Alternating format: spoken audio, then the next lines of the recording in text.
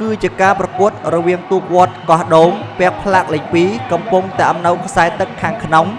ប្រកួតប្រជែងជាមួយទូកវត្តស្រឡូងមកពីខេត្តកន្ធើពាក់ផ្លាកលេខ4កំពុងតែអំនៅខ្សែទឹកខាងក្រៅលទ្ធផលគឺយើងឃើញថាទូកវត្តកោះដូងបានយកជាចំណេះលើទូកវត្តស្រឡូងហើយtrong trận đấu vừa rồi đội bơi đường bơi số 1 Cốt Đô đã giành chiến thắng. Lâu chân kiểu ở đường bơi số 1 bên phía khán đài. នេះគឺជាការប្រកួតរវាងទូកវត្តស្រឡូង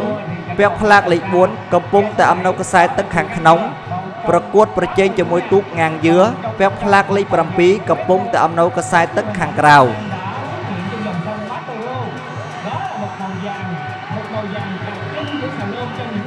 លទ្ធផលគឺយើងឃើញថាទូកវត្តស្រឡូងបានយកជាចំណេះលើទូកវត្តងាងយឿហើយ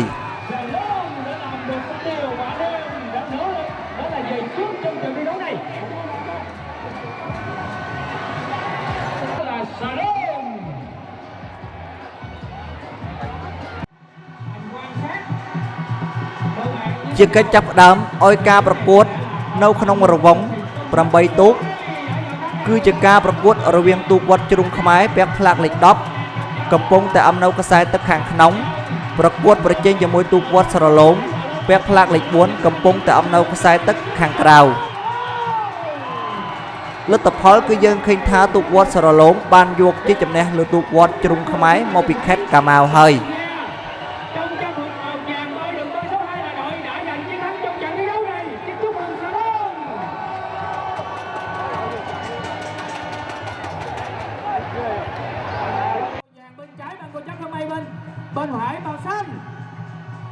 ជាកិច្ចចាប់ផ្ដើមឲ្យការប្រកួតក្នុងរង្វង់ពាក់កណ្ដាលផ្ដាច់ប្រត់គឺជាការប្រកួតរវាងទូកវត្តស្រឡូងពាក់ផ្លាកលេខ4អំនៅខ្សែទឹកខាងក្នុងប្រកួតប្រជែងជាមួយទូកវត្តបឹងក្រចាប់ថ្មីពាក់ផ្លាកលេខ3អំនៅខ្សែទឹកខាងក្រៅ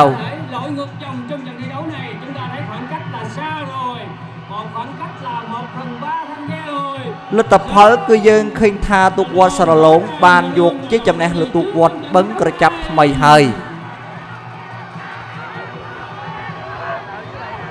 Như vậy, đội vào chung kết sẽ là Sở Lôn và đội vào tranh hạng 3 là Băng Ngô Cháp Thơm ơi. Chúng ta cùng chờ hai đội ghê luôn. នាទីសំខាន់បានចូលមកដល់យើងឃើញថាទស្សនិកជនទាំងឡាយនៅខាងដងព្រែកគ្មានអ្នកណាអង្គុយមួយឡើយ Màu vàng bên trái ngang dừa, màu xanh bên phải Sở Lôn ngang dừa Sở Lôn. នេះគឺជាការប្រកួតដើម្បីដណ្ដើមយកនៅចំណាប់ជើងឯកគឺជាការប្រកួតរវាងទូកវត្តស្រឡូងពាក់ផ្លាកលេខ4អំនៅខ្សែទឹកខាងក្នុងប្រកួតប្រជែងជាមួយទូកវត្តងាងយឿពាក់ផ្លាកលេខ7អំនៅខ្សែទឹកខាងក្រៅ Trong trang phục màu vàng bắt đầu vượt lên Sở Lôn vượt lên. Anh em đang vượt cố lên. Sở Lôn bắt đầu vượt lên. Sở Lôn bắt đầu vượt lên. យើងឃើញថាទូកវត្តស្រឡូងបានបង្កើនល្បឿនដើម្បីយកជាចំណេះលើទូកវត្តងាងយឿខេត្តកាម៉ាវហើយសូមអបអរនៅទូកវត្តស្រឡូងមកពីខេត្តកន្ធើបានយកជាចំណេះលើទូកវត្តងាងយឿដើម្បីដណ្ដើមយកនៅជីលាភ័យលេខ1នៅក្នុងពិធីប្រណាំងទូកងัวឃុំភឹកឡុងឆ្នាំ2025ដែលបានចាត់តាំងឡើងនៅខេត្តកាម៉ាវសូមអបអរនៅទូកវត្តស្រឡូង